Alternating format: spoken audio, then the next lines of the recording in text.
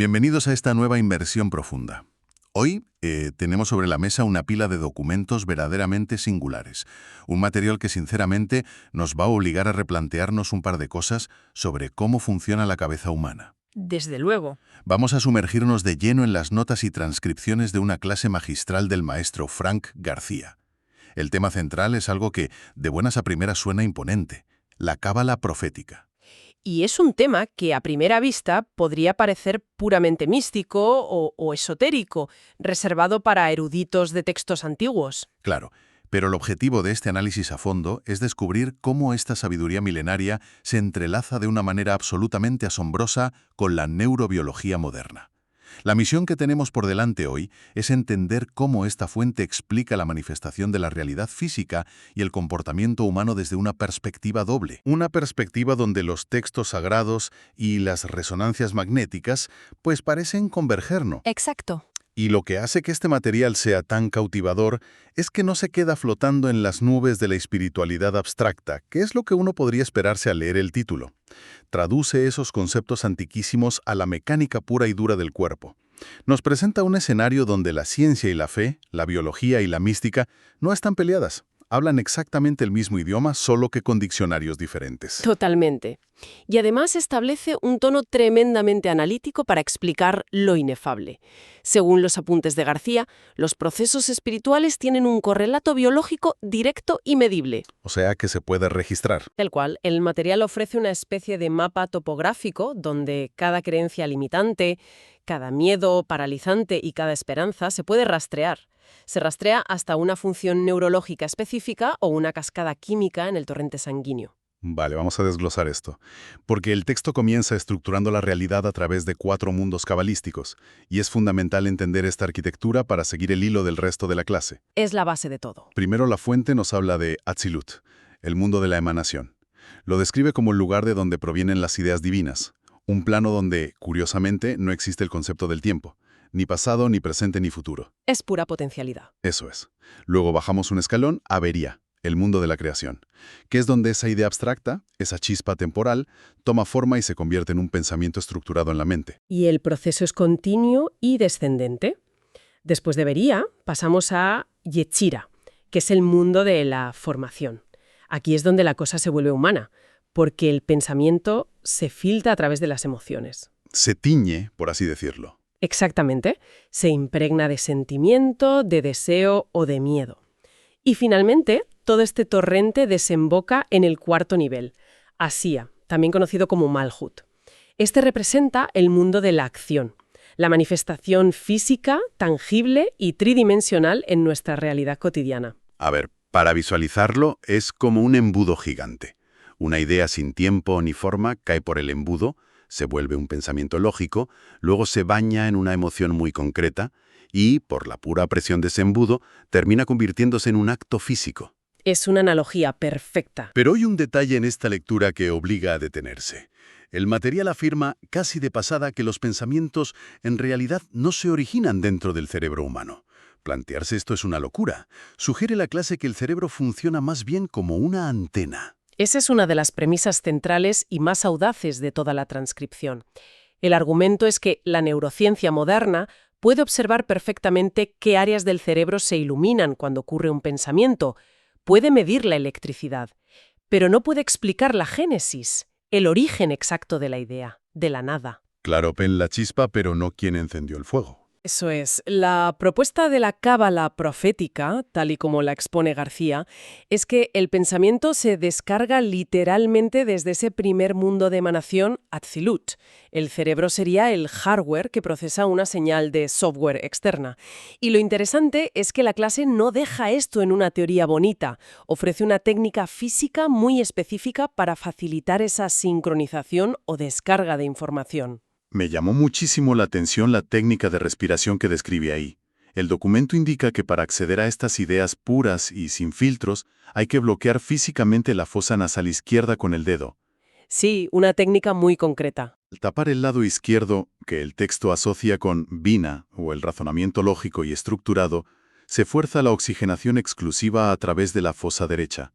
Y esto, supuestamente, estimula el hemisferio derecho del cerebro, asociado a Jochma. la intuición y la sabiduría pura. ¿Qué justificación biológica le da la fuente a presionar un lado de la nariz? La justificación es fascinante, porque cruza directamente a la fisiología del sistema nervioso autónomo. La clase sugiere que los ciclos nasales están directamente conectados con los hemisferios cerebrales. Ah, vale. Al forzar la respiración por la fosa nasal derecha de forma profunda y consciente, se altera la química sanguínea. Se prioriza la activación del hemisferio derecho, que es el holístico, el creativo y receptivo. Básicamente se trata de silenciar temporalmente el hemisferio izquierdo. Esa voz crítica. Esa lógica aplastante que constantemente dice que esto no es posible, que no hay dinero para esto o que es muy difícil, al apagar ese ruido, la idea original fluye sin resistencia. Ahora bien, el material subraya una regla inquebrantable. El éxito de cualquier manifestación física depende de mantener una coherencia absoluta a través de los 4 mundos. O sea que no haya cortocircuitos en el embudo. Ni uno solo. Si la idea baja desde Atzilut impecable, se convierte en el pensamiento de que vas a emprender un proyecto.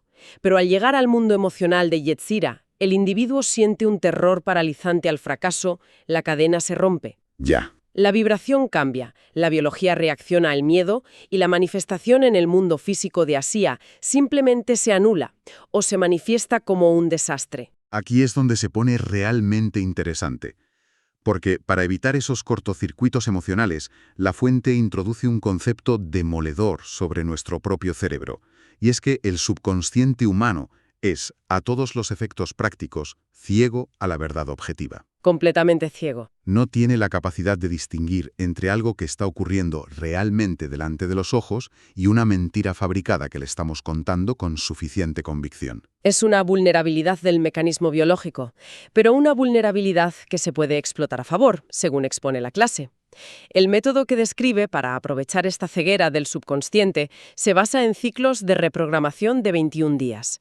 Es el tiempo estimado por la neuroplasticidad para empezar a forjar nuevas vías neuronales sólidas. ¿Y en qué consiste exactamente esa reprogramación? La instrucción es repetir afirmaciones deliberadas, incluso si en ese momento exacto son mentiras gigantescas, justo en el estado hipnagógico, ese momento de somnolencia pesada justo antes de quedarse dormido. Pero, ¿por qué en ese momento específico y no a las 12 del mediodía tomando un café? Porque antes de dormir, la frecuencia de las ondas cerebrales desciende. El neocórtex, que es la parte analítica y crítica del cerebro, el centinela que diría que no eres millonario y estás en la ruina, baja la guardia por el cansancio. ¿Se queda dormido el guardia de seguridad? Tal cual.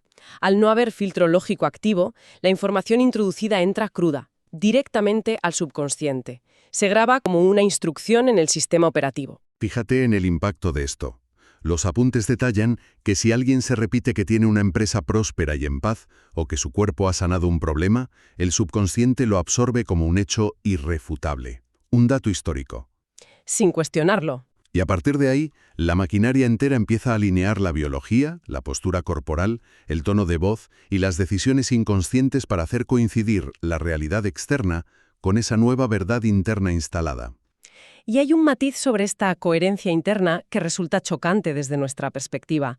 El subconsciente no entiende de moralidad ni de ética, solo procesa la alineación de la señal. O sea, le da igual si eres buena o mala persona. Exacto. La fuente utiliza un ejemplo histórico muy gráfico para ilustrar esto con John D. Rockefeller. La clase lo analiza destacando una dualidad brutal en su figura.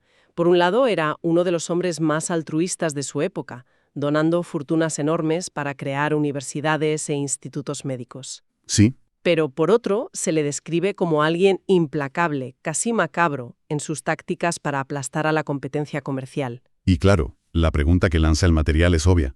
¿Cómo es posible que alguien sostenga esa dualidad sin volverse loco por la culpa o arruinar su coherencia? La respuesta que da García es que Atzilut, esa emanación divina original de la que hablábamos, no es un juez de la moralidad humana, contemporánea.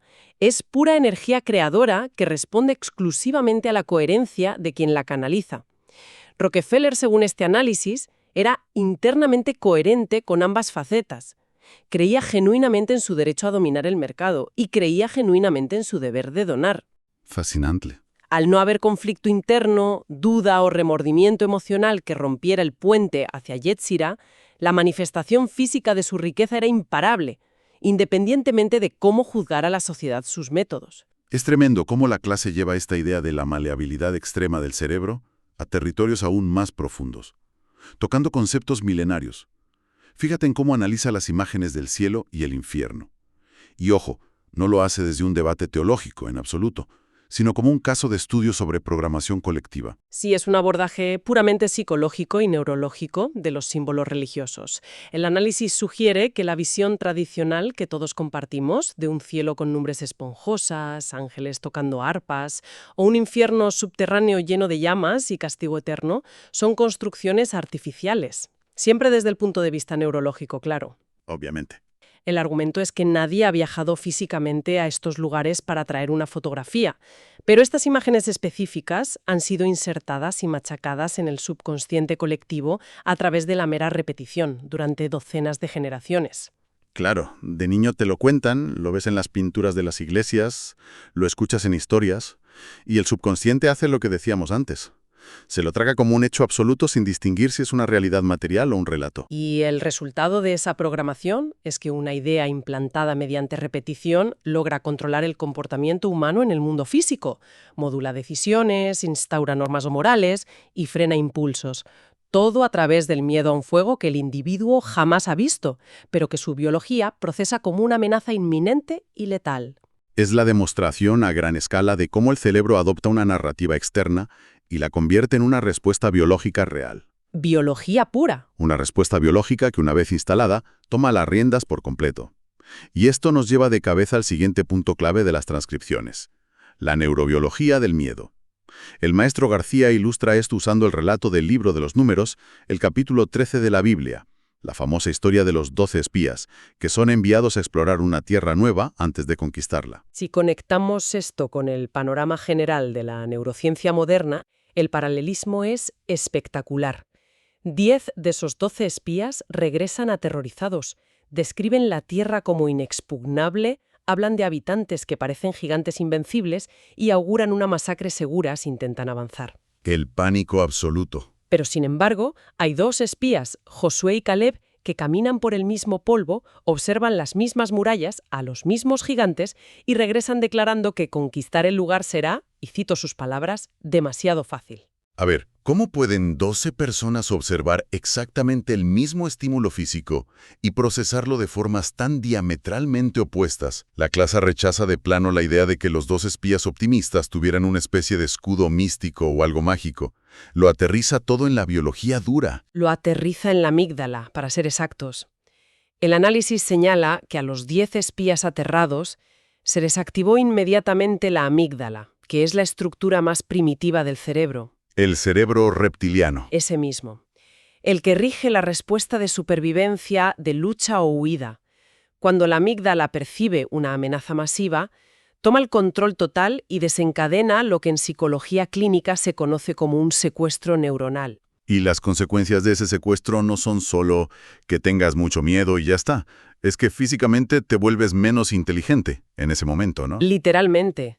Biológicamente, la sangre oxigenada se retira del córtex prefrontal, que es la región frontal del cerebro responsable del pensamiento lógico, la planificación a largo plazo y la estrategia.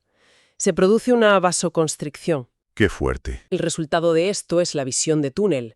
Los cerebros de los 10 espías perdieron anatómicamente la capacidad de concebir opciones, evaluar tácticas o recordar victorias pasadas. Solo podían enfocar el tamaño del problema, los gigantes. O sea que el miedo los hizo cognitivamente ciegos a las soluciones. Mientras tanto, los apuntes sugieren que los otros 2, Josué y Caleb, lograron esquivar ese secuestro neuronal. La hipótesis de la clase es que utilizaron mecanismos biológicos como respirar hondo para reducir el ritmo cardíaco. Obligaron a que la sangre oxigenada se mantuviera en el córtex prefrontal, conservando así su coherencia y su capacidad de análisis. Exacto, mantuvieron la sangre donde debía estar. Pero ojo con lo que hicieron después, porque es de manual de estrategia.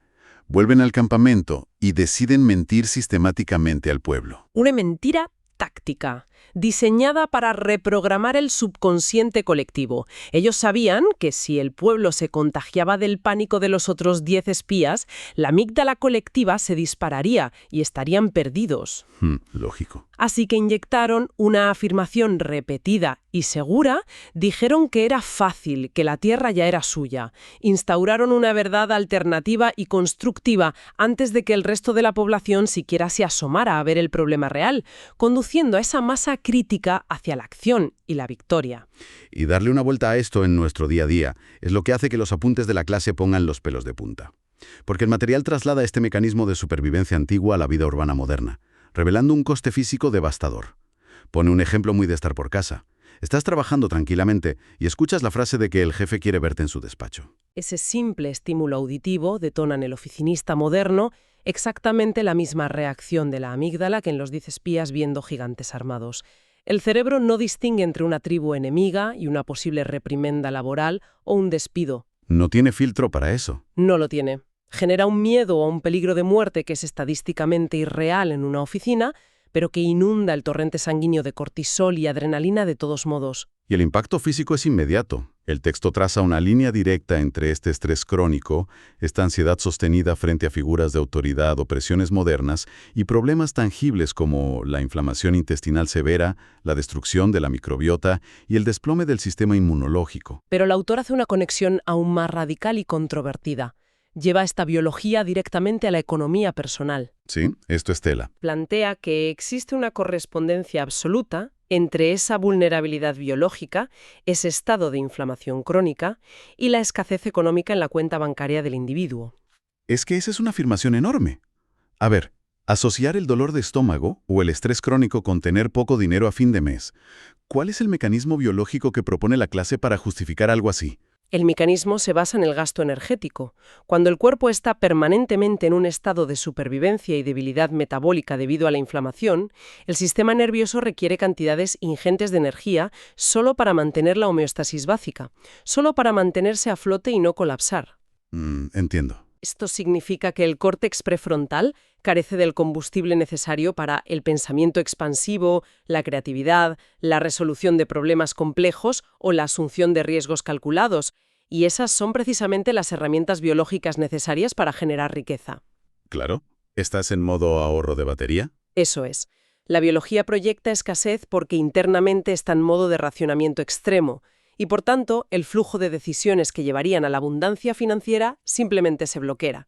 No hay energía para procesarlo. Tiene toda la lógica del mundo desde esa óptica. Si el cuerpo está gritando peligro e inflamación, protege los recursos. Es imposible sintonizar la cabeza en la frecuencia de vamos a emprender, vamos a invertir y a tener éxito. Están en canales distintos. Totalmente opuestos. Y claro, esto abre la gran interrogante. ¿Cómo rompemos estos patrones que ya están instalados? Para responder a esto, la fuente echa mano de otro relato antiguo, el de la mujer con el flujo de sangre que se acerca a curarse. Lo expone como el ejemplo perfecto de la coherencia suprema, alineando los 4 mundos cabalísticos para alterar la biología. La narrativa describe a una mujer enferma crónica que genera una idea clara, la procesa sin dudas, se inunda de la emoción de la cura anticipada y cruza al mundo físico de la acción arrastrándose entre la multitud con una única premisa. Si tan solo tocar el borde de su manto, seré sana. Exactamente. Al ejecutar esa coherencia interna sin una sola fisura de duda, el texto afirma que se produce el cortocircuito del patrón de enfermedad, anulando la dolencia al instante. El contraste que hace la clase entre esta coherencia curativa y nuestras neurosis cotidianas es un baño de realidad, especialmente cuando aborda el tema de la adicción a las relaciones sentimentales tóxicas. ¿Por qué resulta casi imposible salir de un vínculo que sabes positivamente que te está destruyendo? La respuesta que ofrecen los apuntes no es psicológica, es neuroquímica. El cerebro humano se vuelve un adictor literal. Asocia el roce físico, las reconciliaciones intensas y la presencia de esa persona con la liberación de picos enormes de oxitocina y dopamina.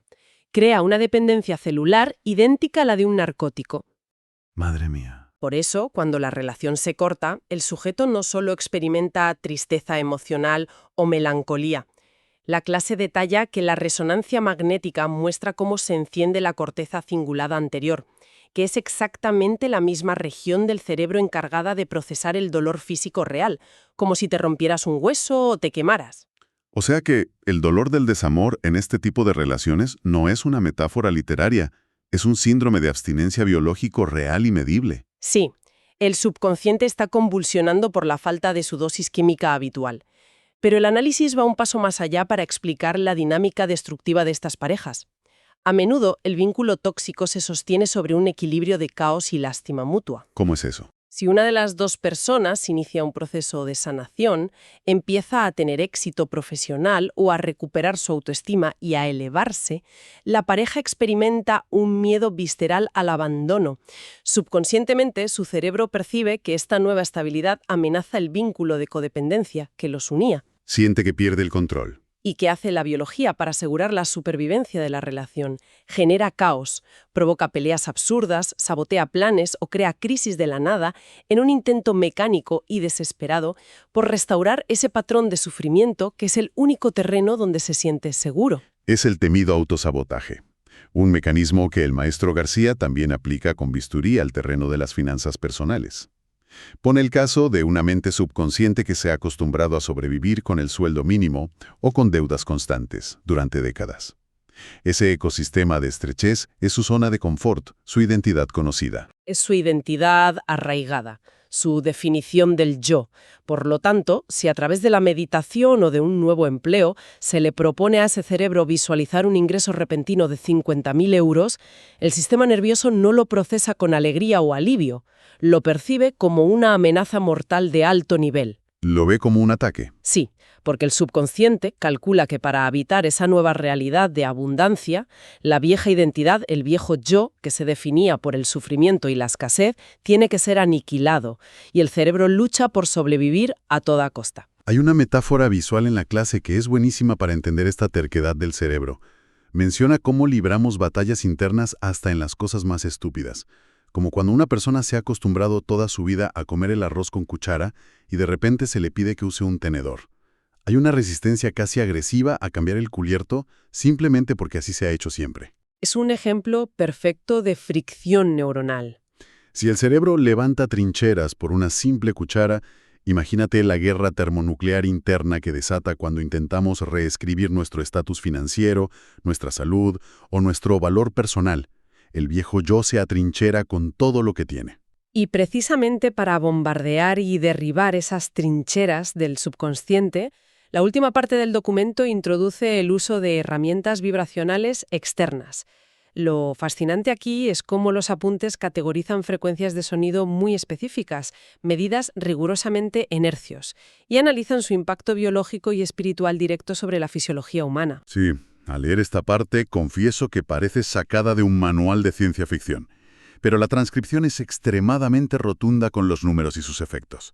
Empieza hablando de la frecuencia de 528 hercios, a la que cataloga directamente como la frecuencia del milagro y la reparación del ADN. Es una frecuencia muy documentada en estos ámbitos. La asocia con estados de paz profunda que relajan la amígdala lo suficiente como para permitir que fluya la abundancia y la creatividad económica. A continuación, el material detalla los 639 hercios. Esta frecuencia estaría diseñada para incidir en la química del cerebro vinculada a la empatía y la conexión social. Según la clase, es la vibración ideal para el networking efectivo, la creación de redes de colaboración y el establecimiento de relaciones verdaderamente equilibradas. Como un lubricante social. Es como si esta onda sonora ordenara el caos emocional y bajara las defensas para permitir vínculos productivos. Pero claro, ¿qué pasa cuando el caos y la toxicidad ya están instalados hasta los huesos de los que hablábamos antes? Ahí es donde entra la frecuencia de 741 hercios. La fuente la describe como una herramienta de limpieza emocional intensiva y destrucción activa de bloqueos arraigados. Rompe el patrón enquistado. Y todo este recorrido acústico culmina en los 852 hercios, una frecuencia que la clase reserva para el despertar espiritual puro, el retorno al orden original de las cosas. Y el maestro García insiste en que estas no son cifras abstractas de la nueva era o de un movimiento moderno. Argumenta que tienen una aplicación tecnológica antigua. Para demostrarlo, el material nos remite de nuevo a un episodio histórico, la imagen del joven rey David tocando el arpa en la corte para calmar los episodios de profunda angustia y locura del rey Saúl. Es una imagen súper clásica del arte y la religión, pero el giro analítico que le dan aquí es tremendo. No lo ven como un concierto acústico para relajar al monarca. En absoluto. El texto argumenta que la construcción específica del arpa de aquella época y la técnica particular de David emitían frecuencias vibracionales que superaban sistemáticamente los 741 Hz. Madre mía. Desde esta óptica, no era simple entretenimiento cortesano, era la aplicación de una herramienta tecnológica vibracional. Esas ondas sonoras interactuaban físicamente con la biología de Saúl, interfiriendo en sus ondas cerebrales alteradas, bajaban sus niveles de cortisol y silenciaban lo que la narrativa antigua, a falta de vocabulario médico, llamaba demonios internos. Que no serían otra cosa que patrones agudos de neurosis, trauma y estrés severo. Exacto, un sistema nervioso colapsado. Entonces, ¿qué significa todo esto? Si intentamos recopilar el inmenso volumen de información que hemos analizado hoy de estas transcripciones de la cábala profética, la lección principal que destila esta clase es que el ser humano posee un poder, casi terrorífico por su magnitud, para alterar tanto su entorno físico como su propia biología. La premisa es clara, no somos víctimas pasivas de un universo aleatorio. Una disciplina rigurosa de 3 factores combinados. Primero, la observación constante, casi clínica, de nuestros propios pensamientos, para evitar que la mente corra en piloto automático reproduciendo miedos antiguos. Vigilar la frontera de la mente. Segundo, el control fisiológico a través de la respiración adecuada para evitar el secuestro de la amígdala y mantener oxigenado el raciocinio. Y tercero, la repetición deliberada de ideas estructuradas en las horas de vulnerabilidad del subconsciente. Esta tríada tendría la capacidad literal y demostrable de reescribir nuestra percepción biológica del pasado y diseñar de forma arquitectónica y precisa nuestro futuro material. Es abrazar la idea de que somos los programadores sentados frente a nuestro propio código fuente, y que la mística antigua y la neurociencia moderna, al menos en este contexto particular, son simplemente 2 manuales de instrucciones distintos para operar exactamente la misma máquina humana. Y asimilar esa responsabilidad plantea una incógnita importante para cerrar nuestro análisis de hoy, partiendo de la premisa fundamental del material que asegura que nuestra realidad física actual, el saldo exacto en las cuentas bancarias, la inflamación de nuestros intestinos y la calidad de nuestras relaciones sentimentales son, en el fondo, simplemente el eco tardío de un programa ciego, un programa instalado en el subconsciente hace años a base de repetición. Una repetición que en la mayoría de los casos ni siquiera elegimos nosotros, sino que heredamos del entorno o de la sociedad. Exactamente. Si esa premisa biológica y mística es cierta, esto deja en el aire una pregunta fascinante para quienes nos escuchan.